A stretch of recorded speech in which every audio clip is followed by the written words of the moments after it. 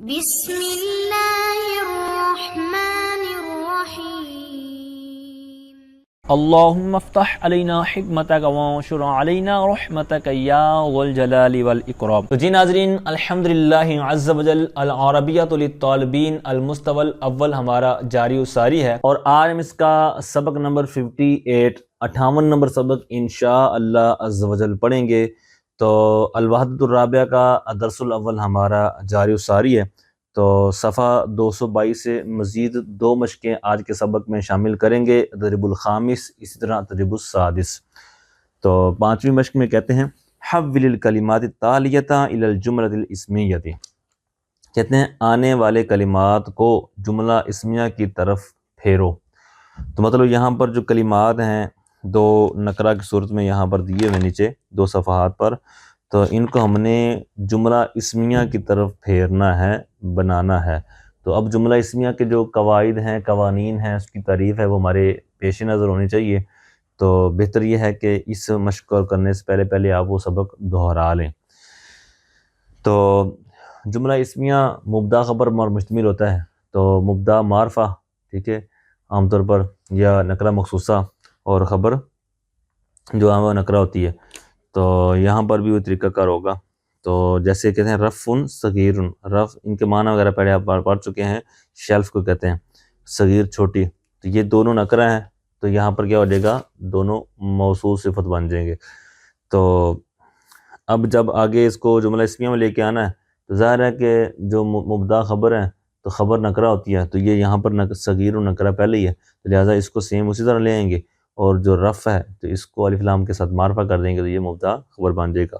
تو فرق الف لام لگانے سے جملے کے دیکھنے میں فرق آیا ہے، اور معنوی طور پر بھی فرق آئے گا، جیسے کہ کئیوں کو اندازہ ہو گیا ہوگا، دوسرا میں عرض کرتا ہوں۔ تو رفع صغیر کا معنی ہے، دونوں نکرہ ہیں موصول صفت والا، تو معنی ہو جائے گا چھوٹی شیلف، یعنی ایسی شیلف جو چھوٹی ہو۔ تو چھوٹی شیلف کے معنی میں تو یہ مرکب ناقص ہے، کوئی خاص معنی سمجھ نہیں ہمیں آیا کہ بھئی چھوٹی شیلف کو کیا ہوا ہے، وہ بنائی ہے یا ٹوٹ گئی ہے یا اس کو کیا ہوا ہے، یہ مطلب مبہم یہ بات ہے۔ اور جب یہ کہی الرف صغیر، شیلف چھوٹی ہے، تو جب یہ بات کہہ دیا کہ شیلف چھوٹی ہے، تو یہ ہماری بات پوری ہوگی۔ ہم نے جو بات کسی کو کہی ہے تو اس کو بات سمجھ آئی کہ میں کیا کہنا چاہ رہا ہوں، میں یہ کہنا چاہ رہا ہوں کہ یہ شیلف بڑی نہیں ہے بلکہ چھوٹی ہے، تو اس کو یہ سمجھ آ گئی بات کی کہ یہ میں کیا کہنا چاہ رہا ہوں۔ یہی فرق ہے مرکب ناقص کا اور مرکب مفید کا۔ تو یہ جو الرفع صغیر ہے، یہ مرکب تام ہے، مفید ہے، اس سے بات سمجھ آئی ہے۔ تو یہی فرق ہوتا ہے مرکب ناقص اور مفید میں۔ تو دوسرا لفظی طور پر جو مبدا خبر ہیں، یہ 5 چیزوں میں ان کی مطابقت ہوتی ہے، تو مطلب مذکر مؤنث اور تعداد کے اندر، مطلب واحد تثنیہ جمع۔ تو اب یہاں پر یہ معنی کے اندر جو مرکب تام بنے گا نا، تو ہے، ہیں، ٹھیک ہے، اس طرح کے الفاظ ایڈ ہوتے ہیں، جیسے میں نے پچھلے سبق میں عرض کیا تھا اللہ الصمد، ٹھیک ہے، کہ یہ ویسے قاعدہ ہی ہے کہ دونوں نکرہ ہوں یا دونوں معرفہ ہوں تو موصول صفت ہوتے ہیں، لیکن اگر معنی تام والا ہے تو پھر وہ مرکب ناقص سے نکل جائے گا۔ اچھا جی، اب یہاں پر ایک اور بات جو پچھلے دفعہ میں عرض کیا تھا کہ رفع صغیر کے بعد جب جواب بنا الرفع صغیر تو تنوین ختم ہوگی۔ تو بات وہی کہ جو ممانع تنوین 5 ہیں، ان میں سے یہاں پر ایک معنی پایا جا رہا ہے، وہ کیا ہے کہ جب الف لام ہوگا تو تنوین نہیں ہوگی، جب تنوین ہوگی تو الف لام نہیں ہوگا۔ تو یہاں پر وہ قاعدہ جاری ہو رہا ہے۔ اسی طرح جو ممانع تنوین میں سے پایا جائے گا اس حساب سے بات ہوگی۔ سنبور رائعون، ٹونٹی کو کہتے ہیں رائع، شاندار، عمدہ، بہترین کوالٹی کی۔ تو السنبور رائع، ٹھیک ہے، معنی ہو جائے گا کہ ٹونٹی بہترین ہے۔ پہلے معنی تھا سنبور رائع، بہترین ٹونٹی، ٹھیک ہے، شاندار ٹونٹی۔ تو اب اس کا کلیئر نہیں ہو رہا، سمجھ آ رہا کہ بھائی بات کیا کہنا چاہ رہا ہوں، شاندار ٹونٹی تو کیا مطلب۔ تو اب یہاں پر اب بتا دیا کہ ٹونٹی شاندار ہے، ٹھیک ہے، یہ بات کلیئر ہوگی۔ اچھا، آگے ہے صابون مبجد، صابون یہ صابن کے معنی میں ہے، جس طرح تصویر بھی آپ دیکھ رہے ہیں، اور مبجد یہ ابید لفظ آپ نے پچھلے سبق میں پڑھا تھا، ابید کہتے ہیں سفید کو، وائٹ، تو مبجد یہ سمجھیں کہ اسی سے اس میں فاعل کا صیغہ ہے، ٹھیک ہے، بیض یبید تبیید، ٹھیک ہے، اسی سے مبید اس میں فاعل کا صیغہ، تو مطلب صاف کرنے والا، صفائی کرنے والا، تو گورا کرنے والا کہہ لیں، سفید کرنے والا، بلیچ، ٹھیک ہے، بلیچ کے لیے بھی معنی استعمال ہو سکتا ہے، تو سفید صابن یا سفید کرنے والا صابن یا گورا کرنے والا، ٹھیک ہے، صفائی کرنے والا کہہ لیں۔ تو اب اس میں بھی ناقص جملہ ہے، ناقص معنی ہے، تو لہذا الصابون مبیض، اب یہاں پر مبتدا خبر کے طور پر جملہ اسمیہ بن گیا اور یہاں پر یہ ترجمہ کلیئر ہو گیا۔ اچھا اب دیکھیں جملہ اسمیہ یا جملہ فعلیہ، دو جملے ہوتے ہیں نا مین، فعل سے شروع ہو رہا ہے تو جملہ فعلیہ عام طور پر، اور اسم سے شروع ہو رہا ہے تو جملہ اسمیہ، تو پھر آگے ساتھ میں اس بات کو اگر سچا یا جھوٹا کہا جا سکتا ہو یا نہ کہا جا سکتا، اس اعتبار سے بھی دو مزید جملے بن جاتے ہیں، یعنی اسی کے ساتھ دو باتیں اٹیچ ہوتی ہیں، خبریہ یا انشائیہ۔ تو انشاء کی جو قسمیں ہیں امر، نہی، استفہام، تمنی، ترجیح، عرض و قود، قسم، دعا وغیرہ، تو ان میں سے کوئی جملہ پایا جا رہا ہو تو ہم کہیں گے کہ یہ انشائیہ ہے، اگر نہیں ہے تو خبریہ، ٹھیک ہے۔ یہ سمپل چیز آپ نے یاد رکھنی ہے، جس طرح میں نے پہلے بھی عرض کیا تھا کہ مذکر کی مؤنث کی علامتیں نہیں ہیں تو مذکر، ٹھیک ہے، معرفہ کی علامتیں نہیں ہیں تو نکرہ، ٹھیک ہے۔ یہاں پر بھی انشائیہ قسم میں سے کوئی ہے تو ٹھیک، نہیں تو ٹھیک۔ آگے آ جائیں، طاولۃ صغیرۃ، چھوٹی ٹیبل، چھوٹی میز، تو الطاولۃ صغیرۃ، اب یہ میں نے اوپر دو تین مثالوں کے ترجمے پریکٹس کروا دی آپ کو، کس طرح ترجمے میں فرق ہے، اب مزید سیدھا سیدھا میں ترجمہ کر دوں گا۔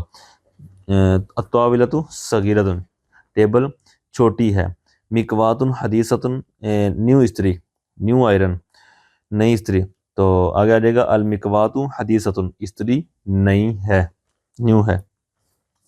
وسادۃ جمیلۃ، خوبصورت تکیہ، الوسادۃ جمیلۃ، تکیہ خوبصورت ہے۔ آگے مکس سریع، مکس سریع مطلب تیز، لگی ہوئی یا شارپ، فاسٹ، سبک رفتار یا رواں، کینچی، سیزر، تو المکس سریع، کینچی تیز ہے۔ فرشات وردیۃ، پنک برش، تو الفرشات وردیۃ، جو برش وہ پنک ہے۔ دورق کبیر، بڑا جگ، صراحی، ٹھیک ہے، تو الدورق کبیر، صراحی یا جگ بڑا ہے۔ شرفۃ کبیرۃ، شرفہ بالکنی کو کہتے ہیں، گیلری کو، تو بڑی گیلری، تو الشرفۃ کبیرۃ، گیلری بڑی ہے۔ اریکۃ فاخرہ، لگژری صوفہ، تو الاریکۃ فاخرۃ، صوفہ لگژری ہے، مطلب شاندار ہے، عمدہ ہے، اعلیٰ ہے۔ آگے ہے مغسلہ، مغسلہ کے معنی یہ کئی طرح کے استعمال ہوتے ہیں۔ مغسلہ کا لفظ پیچھے بھی اب تصویر بھی دیکھ رہے ہوں گے آپ، یہ بیسن کی بنی ہوئی ہے، تو بیسن کے لیے جو شروع میں ایک لفظ ہم نے پڑھا تھا وہ تھا حوض المغسلہ، ٹھیک ہے، تو یہاں پر ایک نیا لفظ آ گیا کہ صرف المغسلہ لکھا ہوا ہے، مغسلہ، تو مغسلہ ویسے بیسن، اس طرح واش اسٹینڈ، ٹھیک ہے، میت کو نہلانے والا جو تختہ ہوتا ہے، پھٹا، ٹھیک ہے، اس کو بھی کہتے ہیں۔ دھلائی کی دکان یا عام جگہ یا لانڈری، ٹھیک ہے، جہاں پر دھوبی وغیرہ اس طرح کے معاملات کرتے ہیں اپنے۔ تو قدیمہ کہتے ہیں پرانے کو، تو مغسلۃ قدیمۃ، پرانا بیسن، تو مطلب ہو جائے گا آگے جملہ اسمیہ میں المغسلۃ قدیمۃ، بیسن قدیم ہے، پرانا ہے، اولڈ ہے۔ آگے آجیے، کہتے ہیں التدریب السادس، چھٹی مشق، اجر التمرین الآتیہ کما تری فی المثالین، کہتے ہیں کہ آنے والی مشق کو حل کیجئے جیسا کہ آپ دونوں مثالوں میں دیکھ رہے ہیں۔ یہاں پر دو مثالیں انہوں نے حل کر کے دکھائی ہوئی ہمیں، تو یہاں پر ہم نے اس مثالوں کو پہلے دیکھنا ہے، تو اسی طرز پر دونوں صفحوں کو حل کرنا ہے، تو کوئی بات نہیں، پریشان نہیں ہونا۔ انا اور فاطمہ، اب انا، فاطمہ، ریان، زینب، ابی، امی وغیرہ اس طرح کی آپ کو چیزیں آپ نظر آ رہی ہیں، تو مطلب کیا کرنا ہے؟ تو کرنا کیا ہے کہ کسی دکان پر جاتے ہیں یا کسی فرد کو آپ کہتے ہیں کہ یار مجھے فلاں چیز چاہیے، میں فلاں چیز چاہتا ہوں، تو یہاں پر سمجھیں کہ اس اعتبار سے جملے بنانے ہیں۔ مطلب انا ہے تو مطلب یہ ہو جائے گا، انا ضمیر کہتے ہیں واحد متکلم کی ضمیر، تو مطلب یہ ہے کہ اس سے ہم نے جملہ ایسا بنانا ہے کہ بھائی مجھے چاہیے، کیا چاہیے، تو وہ جو چیزیں چاہیے وہ درمیان میں بتائی ہوئی ہیں، یہ ہم نے کوئی اپنی طرف سے نہیں لکھنی۔ تو شروع میں جو انا، فاطمہ، ریان، زینب وغیرہ ہے، تو اس حساب سے ہم نے جملہ بنانا ہے، اور کیا چیز وہ بندہ مانگ رہا ہے تو وہ درمیان میں لکھی ہوئی ہے، سیدھا سیدھا اتنا کام ہے۔ مزید مثالوں کو دیکھیں گے تو اور کلیئر ہو جائے گا۔ انا یہ ہے واحد متکلم کی ضمیر مرفوع منفصل، تو ساعت حائط، ساعت کہتے ہیں گھڑی کو، ٹائم کو، کلاک کو، اور حائط یہ دیوار کو کہتے ہیں، تو دیوار والی گھڑی، ٹھیک ہے، دیوار والی گھڑی یا دیوار کی گھڑی، ٹائم پیس، وال کلاک یا کلاک، ٹھیک ہے، یہ سارے معنی اس کے استعمال ہوتے ہیں۔ یہ ساعت کبیرۃ بھی معنی استعمال ہوتا ہے، اس طرح ساعت الجرس، ٹھیک ہے، یا ساعت المنبہہ، یہ سارے معنی جو گھڑی دیوار والی ہوتی ہے اس کے ساتھ استعمال ہوتے ہیں۔ اچھا، اب یہ چیز چاہیے، اور کس کو چاہیے؟ انا ضمیر کے حساب سے، یعنی انا ضمیر ہے اپنے لیے، واحد متکلم، تو مطلب مجھے چاہیے، تو اس سے صیغہ کون سا بنے گا وہ آپ مثال میں دیکھ رہے ہیں، اریدو، ارادہ یریدو ارادت، ارادہ مصدر باب افعال سے، تو ارادہ یریدو ارادہ، ارادہ باب افعال سے ہے، تو مطلب اسی سے ہم نے مضارع کے صیغے سارے لے کر آنے ہیں۔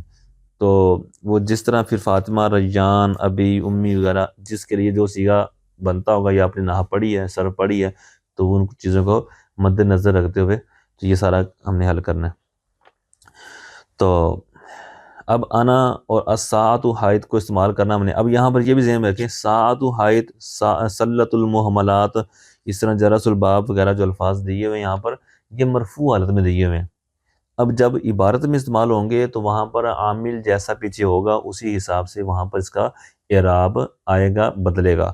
تو یہ آپ نے پریشان نہیں ہونا کہ یہاں تو ساعت ہے اور آگے ساعت ہے، تو بھائی کوئی بات نہیں، میں عرض کر دیتا ہوں۔ تو انا کے حساب سے صیغہ بنا ارادہ یریدو سے، یریدو سے پڑھتے چلے جائیں، جہاں پر انا ضمیر والا صیغہ ہوگا وہ صیغہ ہم نے یہاں پر لکھ دینا ہے۔ تو یریدو، یریدان، یریدون، تو چلتے جائیں گے، سیکنڈ لاسٹ جو صیغہ ہے اریدو نریدو، تو اریدو صیغہ ہم نے لینا ہے، ٹھیک ہے، واحد متکلم کا، تو اس کے اندر انا ضمیر وہ فاعل ہو جائے گا۔ تو اب جملہ بن گیا اریدو ساعۃ حائط، مجھے کلاک چاہیے، میں کلاک چاہتا ہوں، مجھے دیوار والی گھڑی چاہیے، ٹھیک ہے، تو یوں معنی بن جائے گا اس کا۔ تو مجھے دیوار والی گھڑی چاہیے، میں دیوار والی گھڑی چاہتا ہوں، چاہیے، مانگتا ہوں، ٹھیک ہے، کوئی بھی ایسی تعبیر کریں جو اس کی بن سکتی ہو تو وہ اوکے ہے، ٹھیک ہے۔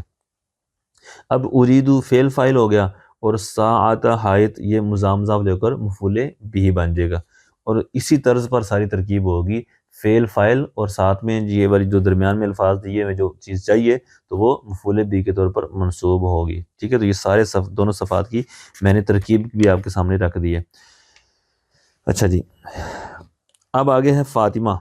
فاطمہ مونس کا نام ہے، تو ظاہر ہے کہ فاعل مونس ہے، جب اس نے فاعل بننا نا کیونکہ اس کو چاہیے، تو پھر جو صیغہ ہے وہ اسی فاعل کے حساب سے گا، فاعل مذکر ہے تو صیغہ مذکر کا، مونس ہے تو مونس کا آ جائے گا۔ اب فاطمہ مونس کا نام ہے، عورت کا نام ہے، فیمیل کا نام ہے، تو لہٰذا صیغہ مونس کا آئے گا۔ کون سا صیغہ آئے گا؟ یریدو سے، باب فعال کا جو یریدو سے مضارع ہے نا، اس کا صیغہ لے کے آنا ہے۔ تو یریدو سے مونس کا صیغہ ہے تریدو، یعنی واحد مونس غائب کا، ٹھیک ہے۔ تو چونکہ جب فاعل اس میں ظاہر ہو نا تو فعل جو ہے مذکر آتا ہے، سوری غائب کا آتا ہے۔ اب وہ پھر دو صورتیں ہو جائے گی، فاعل جو ہے وہ مونس ہے تو مونس غائب کا، مذکر ہے تو مذکر غائب کا، جیسے ریان کے لیے یریدو اور فاطمہ کے لیے تریدو، یعنی غائب کا صیغہ مونس اور مذکر کے حساب سے۔ اچھا جی، تو سلۃ المحملات، محمل یعنی فضول، ایکسٹرا، جس طرح نا موضوع محمل شروع میں آپ نحو میں پڑھتے ہیں، موضوع مطلب جو کام کی چیز ہو اور محمل جو بیکار ہو، تو یہاں پر بھی اسی معنی میں سلہ کہتے ہیں ٹوکری کو، باسکٹ، ڈسٹ بن، تو محملات مطلب فضول چیزیں، تو مطلب یہاں پر ہو جائے گا ڈسٹ بن، باسکٹ، یعنی جس میں ریپر وغیرہ پھینکے جاتے ہیں۔ تو اچھا، یہاں پر یہ بھی ذہن میں رکھیں، بعض لوگ ہیں نا جو سیکنڈ ہینڈ بکس ہوتی ہیں، مثال کے طور پر اسکول وغیرہ پڑھتے ہیں، عام طور پر وہاں پر ہی ہوتا ہے کہ کاپی وغیرہ رجسٹر وغیرہ فارغ ہوئے ہیں، سال پورا ہوا ہے، پیپر ہوئے ہیں، تو وہ کہتے ہیں جی یہ کتابیں نا ردی والے میں کباڑیے کو بھیج دیں یا پھیری والے کو بھیج دیں۔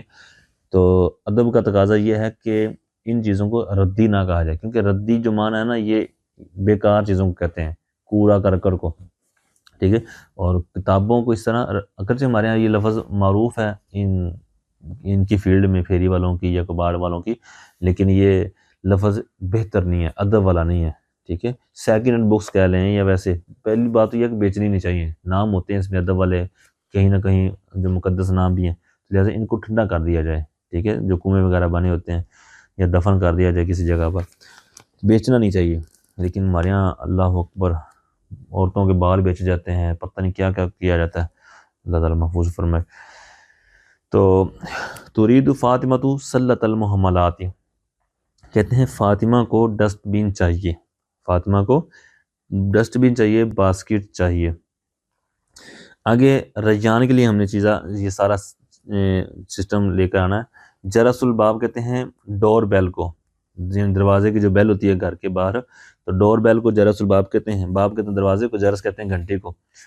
تو ڈور بیل، ویسے جرس کا معنی جو ہے وہ آواز، ہلکی آواز، ٹھیک ہے، ہلکی سے جو آواز ہوتی ہے نا اس کے لیے یہ آپ بخاری شریف جب آپ دورۃ الحدیث شریف میں جائیں گے نا، وہاں ایک حدیث پاک پڑھی جائے گی، یعنی حضور علیہ السلام پر جو وحی آتی تھی تو وحی آنے کے مختلف انداز ہوتے تھے، ٹھیک ہے، تو ان میں سے ایک یہ لفظ بھی آتا ہے وہاں پر جرس، مطلب گھنٹی کی صورت میں، یعنی سرکار علیہ السلام گھنٹی کی صورت میں کوئی آواز سنتے تھے تو اس سے حضور صلی اللہ علیہ وسلم پہچان لیتے تھے کہ مطلب اب اس وحی میں کیا فرمایا جا رہا ہے۔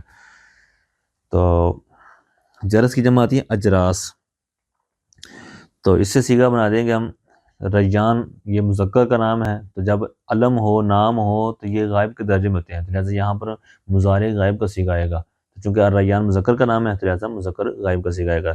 تو یریدو، آگے فائل لکھ دیں، جس طرح اوپر ترید فاطمہ فائل لکھا تھا نا ساتھ، تو یریدو ریانو جرس البابی، ریان کو ڈور بیل چاہیے، ریان کو دروازے والی بیل چاہیے یا ڈور بیل چاہیے۔